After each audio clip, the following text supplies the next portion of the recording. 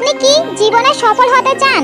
তাহলে স্বামী বিবেকানন্দের বাণীগুলো মনোযোগ সহকারে শেষ পর্যন্ত শুনুন এবং জীবনে চলার পথে স্বামী বিবেকানন্দের বাণীগুলো মেনে চলুন। আপনার জীবন সফল হতে বাধ্য। একটা ধারণা নিন, সেই একটি ধারণাটিকে আপনার জীবন তৈরি করুন। এটি ভাবুন, এটি স্বপ্ন দেখুন এবং সেই ধারণার উপর বেঁচে থাকুন। মস্তিষ্ক, পেশি, স্নায়ু, আপনার শরীরের প্রতিটি অংশকে সেই ধারণায় পূর্ণ হতে দিন এবং অন্য প্রতিটি ধারণাকে একা ছেড়ে দিন। এটাই সাফল্যের পথ।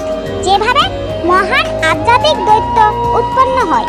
আমাদের যদি জীবনে সাফল্য চাই, তবে অবশ্যই কাজ করতে হবে। কাজের মাধ্যমে জীবনের সমস্ত উন্নয়ন সম্ভব। তোমার মন ও বুদ্ধির মধ্যে যদি কোনো বিষয় নিয়ে দ্বন্দ্ব সৃষ্টি হয়, তখন নিজের মনের উপর সব সময় ভরসা রাখবে। খারাপ চিন্তা ও খারাপ কর্ম তোমায় পতনের দিকে নিয়ে যাবে। অপরদিকে তোমার ভালো চিন্তা ও ভালো কর্ম দেবদূতের মতো তোমায় অনন্তকাল রক্ষা করবে। নিজের ভেতর থেকে জাগ্রত হও। অন্য কেউ তোমাকে শিক্ষা দিতে পারবে না। অন্য কেউ তোমাকে ধর্মের পথে চালাতে পারবে না। অন্য কেউ নয়, তোমার আত্মাই তোমার শিক্ষক।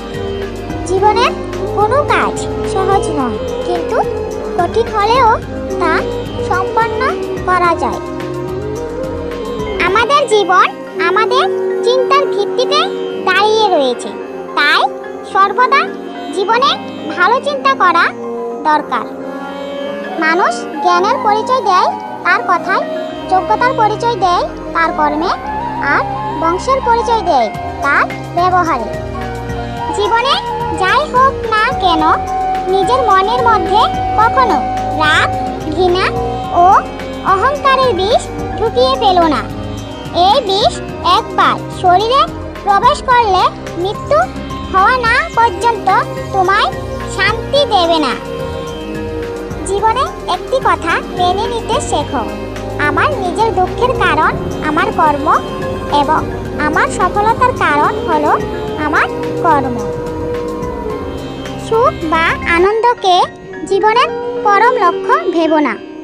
জীবনের পরম লক্ষ্য হলো জ্ঞান, ভক্তি ও প্রেম, যার দ্বারাই তুমি জীবনে সুখ স্বাচ্ছন্দ্য খুঁজে পাবে।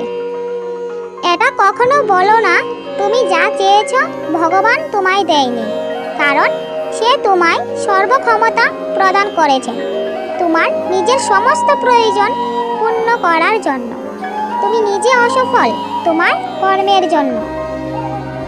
স্থির মনের ধারায় জীবনের পরম সত্যকে অনুভব করা সম্ভব। আত্ম উপলব্ধির জন্য নিজের অন্তরকে জানা প্রয়োজন। যে মানুষের অন্তর থেকে সম্পূর্ণ জ্ঞান শূন্য, সেই মানুষের কখনো আত্ম উপলব্ধি সম্ভব না। যে মানুষ নিজের উপর সম্পূর্ণ বিশ্বাস ও ভরসা রাখে, তিনি সব কিছু জয় করতে পারেন। প্রতিটা মানুষের মন অনন্ত শক্তিশালী। মনের একাগ্রতাই হলো এই শক্তির উন্মুক্তির আসল পথ। এই জগতের সবচেয়ে বড় পাপ হলো নিজেকে দুর্বল ভাবা। আপনার মধ্যে থাকা ঘৃণা বা হিংসা যত না অন্যের ক্ষতি করছে, তার চেয়ে দ্বিগুণ ক্ষতি করছে আপনার।